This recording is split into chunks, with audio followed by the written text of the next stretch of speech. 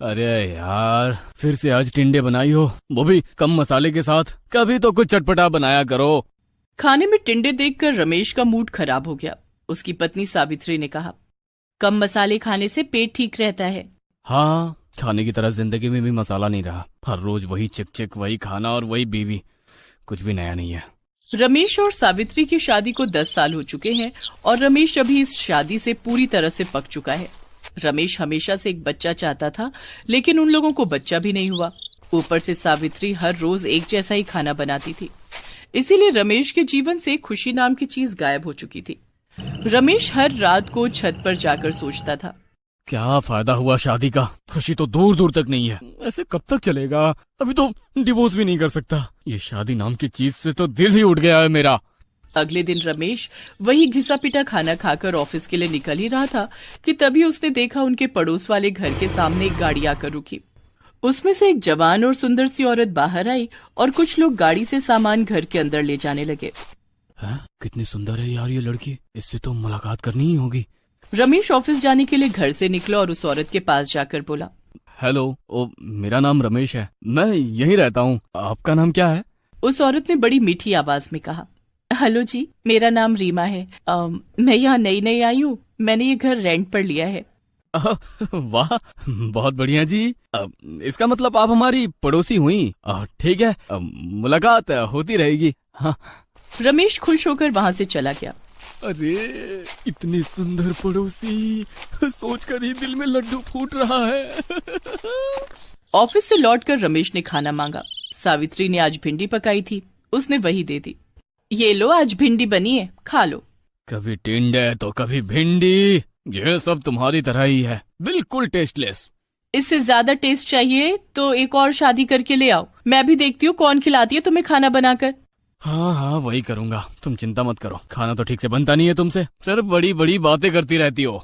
अभी मैं पुरानी हो गई हूँ ना, इसीलिए ऐसा बोल रहे हो। पहले तो मुझे सर पर चढ़ा कर रखते थे। हाँ, वही तो गलती हो गई मुझसे, तुमसे शादी ही नहीं करनी चाहिए थी।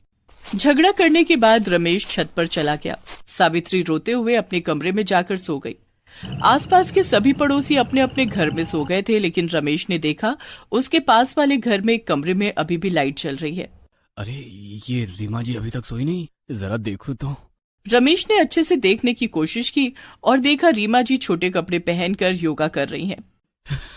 ये क्या देख लिया मैंने, ये तो जन्नत है, जन्नत। योगा करती हैं रीमा जी, इसीलिए शरीर में चर्बी नहीं है, फिगर बढ़िया है, मेरी बीवी की तरह मोटी नहीं है। वाह रीमा जी वाह, मैं तो फैन हो गया आपका। रमेश 2 घंटे तक बस देखता रहा। अगले दिन सुबह रमेश रीमा के घर चला गया। अरे रमेश जी, इतनी सुबह सुबह यहाँ कैसे? मैंने देखा कल रात को आप योगा कर रही थी। अच्छा, तो मुझ पर नजर रखी जा रही है? अरे नहीं, ऐसी कोई बात नहीं है, वो आप हैं ही इतने सुंदर। चलिए, अब ज्यादा झूठ मत बोलिए। अरे नहीं जी, झूठ क्यों बोलूंगा? आप मुझे योगा सिखाएंगे क्या? मुझे भी फिट होना है। हाँ, क्यों नहीं, चलिए सिखाती हूँ। रीमा ने रमेश को योगा सिखाना शुरू कर दिया। रमेश योगा करने के बहाने रीमा का हाथ बार बार पकड़ने लगा। रीमा ने मना नहीं किया, उसे भी रमेश पसंद आने लगा था। रमेश ऑफिस जाने से पहले और ऑफिस से लौटने के बाद रीमा के पास योगा सीखने जाने लगा और दोनों में प्यार हो गया। और एक दिन रमेश ने सच में रीमा से शादी कर ली और उसे लेकर घर आ गया। ये देखकर सावित्री को जैसे सदमा लगा। ये क्या किया आपने? दूसरी शादी कर ली, वो भी इस डायन से। ये देखने से पहले मैं मर क्यों नहीं गई? हाँ तो मर जाओ, किसने मना किया है? वैसे भी मुझे और तुम्हारी जरूरत नहीं है, भागो यहाँ से। रमेश ने सावित्री को घर से बाहर निकाल दिया। सावित्री बेचारी रोते हुए अपने मायके चली गई।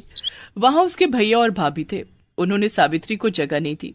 चल जा यहाँ से, अपने पति को खुश नहीं कर पाई तू, यहाँ तेरे लिए कोई जगह नहीं है।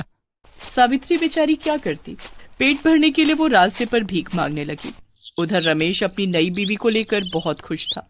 इतनी सुंदर बीवी तो हर कोई चाहता है। रीमा बहुत सुंदर थी, इसीलिए पूरे मोहल्ले के आदमियों की नजर रीमा पर ही थी। अरे, इस रमेश ने रीमा को पटाकर शादी कर ली, काश रीमा मुझसे पट जाती। अरे वो औरत रमेश से प्यार थोड़ी करती है, वो तो बस पैसों के लिए उसके साथ है। तू भी पैसा दिखा, तुझसे भी पट जाएगी। रीमा से योग सीखने के लिए घर के बाहर आदमियों की लाइन लग गई। हर दिन वो लाइन बढ़ने लगी। एक दिन सुबह उठकर रमेश ने रीमा से नाश्ता मांगा। रीमा, नाश्ता लगा दो। मैं नहीं कर सकती, मेरे स्टूडेंट्स मुझसे योगा सीखने के लिए बैठे हुए हैं। मतलब खुद बना लो और मेरे लिए भी बनाना। ये बोलकर रीमा चली गई। रमेश बहुत मुश्किल से पराठा बनाने लगा। ये क्या बात हुई, ऑफिस भी संभालो और घर पे भी खाना बनाओ। रमेश ने पराठा बनाकर खा लिया। तभी रीमा आई और पराठा देखकर कहा, छी, ये क्या है? पराठा कोई खाता है क्या? इसमें कितना सारा तेल है। मुझे तो सैलेड खाना है। अब से तुम भी मेरे साथ सैलेड खाओगे। लेकिन मैं क्यों? सलाद खाने से बीमारी नहीं होती। अब से मैं जो कहूंगी वो तुम सुनोगे। रमेश के पास और कोई चारा नहीं रहा। रीमा उसे हर रोज सलाद खिलाने लगी। कच्ची सब्जियों को एक साथ मिलाकर वो सलाद बनाती थी। वो खाते खाते रमेश को उल्टी आने लगी।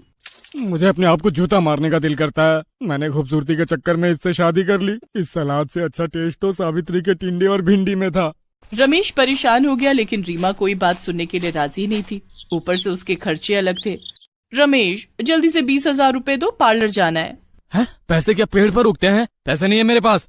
तुम मुझसे शादी क्यों की? सुनो रमेश, मेरे खर्चे नहीं उठा पा रहे हो तो बता दो, मैं किसी और से शादी कर लूंगी। आशिकों की कमी नहीं है मेरे पास। रीमा ने रमेश को धमकाया।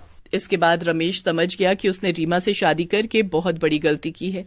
वो चुपचाप ऑफिस चला गया और शाम को ऑफिस लौटते वक्त रीमा के लिए गिफ्ट लेकर आया। रीमा के लिए गिफ्ट ले चलता हूँ, वो देखकर खुश हो जाएगी। रमेश घर पहुंचा। घर का दरवाजा खुला हुआ था। रमेश अंदर घुस गया और अंदर जाकर उसने जो देखा उसके होश उड़ गए। उसने देखा रीमा एक गैर मर्द के साथ बिस्तर पर बैठकर गप्पे लड़ा रही है। ये क्या कर रही हो रीमा? मेरी मर्जी, ये मेरा नया बॉयफ्रेंड है। मेरे पास योगा सीखने आया था। मैं इससे शादी करने वाली हूँ। वैसे भी मैं तुम्हारी औकात से बाहर हूँ। ये तुम क्या बोल रही हो? मैं तुमसे प्यार करता हूँ। प्यार तो मुझसे हर कोई करता है। मैं जा रही हूँ तुम्हारा घर छोड़कर, साथ में तुम्हारे पैसे भी ले जा रही हूँ। रीमा अपने बॉयफ्रेंड के साथ निकल गई। रमेश बैठकर रोने लगा। मेरा सब कुछ खत्म हो गया। पहली बीवी भी नहीं रही और दूसरी भी नहीं रही। इससे अच्छी तो सावित्री थी। पूरी रात रमेश रोता रहा। अगले दिन सुबह वो ऑफिस जा रहा था। इतने में उसके पास एक औरत आई। साहब, कुछ पैसे देंगे? खाना खाना है। रमेश ने मुड़कर देखा तो वो हैरान हो गया। अरे सावित्री, तुम? रमेश, तुम? सावित्री, मुझे माफ कर दो। मुझसे गलती हो गई। लौट चलो सावित्री, लौट चलो। सावित्री भी रो पड़ी। आखिरकार सावित्री ने रमेश को माफ कर दिया और वो दोनों घर लौट गए। बहुत अच्छा लग रहा है घर लौटकर। बोलिए जी, खाने में क्या बनाऊं? टिंडे बना दो। तुम्हारे हाथ के टिंडे बहुत स्वादिष्ट है। चल झूठे। रमेश को सावित्री की अहमियत समझ में आ गई। इसके बाद वो दोनों खुशी खुशी रहने लगे।